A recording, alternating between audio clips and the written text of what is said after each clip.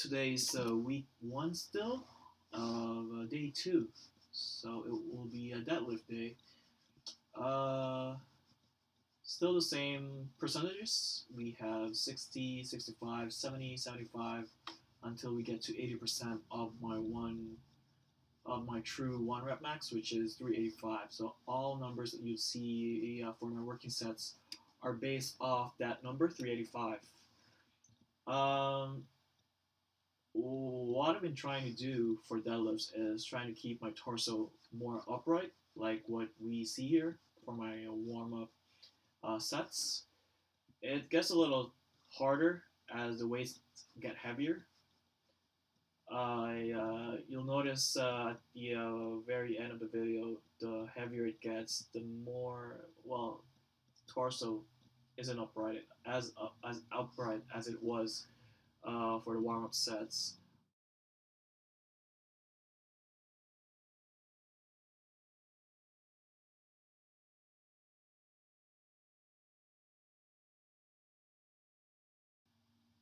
I think what I'm gonna try and do next week is to use a double overhand grip for my working sets. See how it goes. See if my torso remains upright with with that hand grip. Because for my working sets, like what you see here, I do a mixed grip. So one hand is overhand, one hand is underhand. So maybe changing it up next week would help me stay upright. We'll see, but it's worth a shot.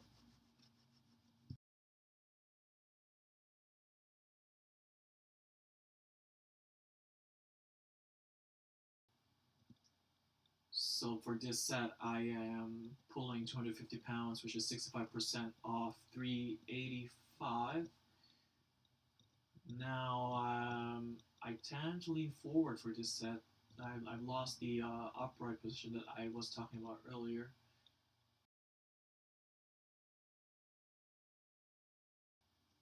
It's not easy because there's a lot of factors that come into play when it comes to one's form and technique. Number one is the way your body's built, the length of your limbs is one thing, and of course the degree of flexibility and mobility that you currently possess. Um, the more mobility and the more you can stretch your muscles and be more flexible, the better. And plus, you avoid pain and injuries and all that stuff. But it's not an overnight fix when you want to correct your form. It takes time and patience in order to improve it.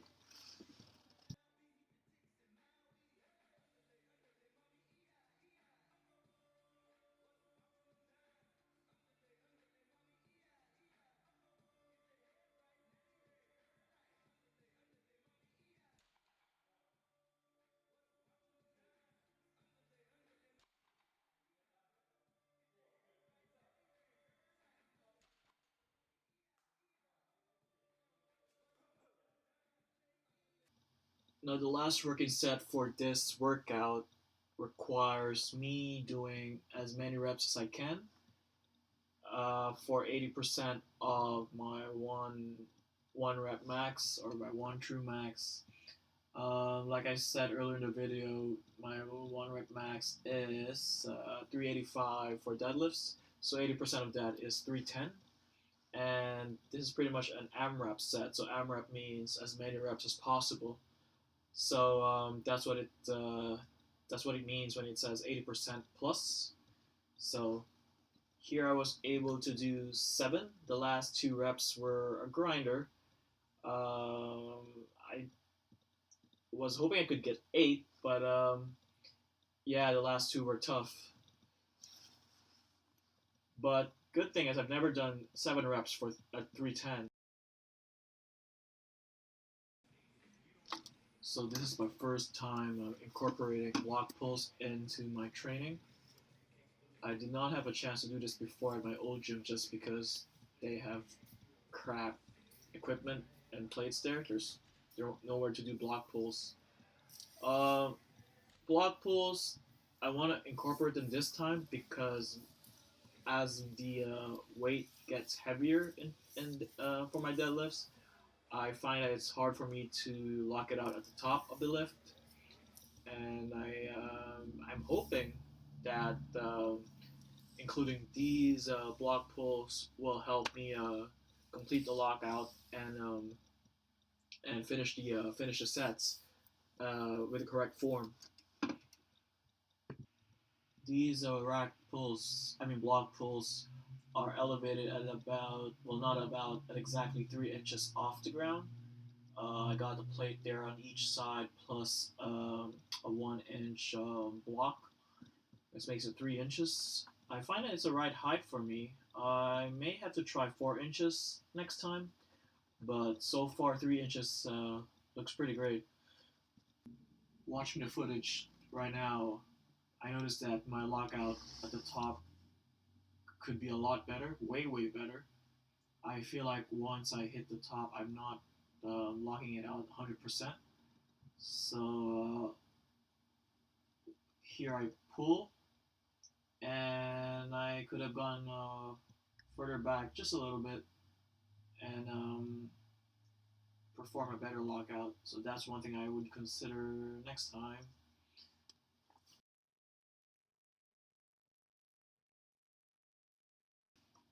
After the block pulls, I decided to do good mornings.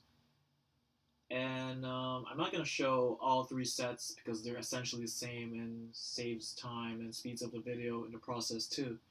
They're all the same.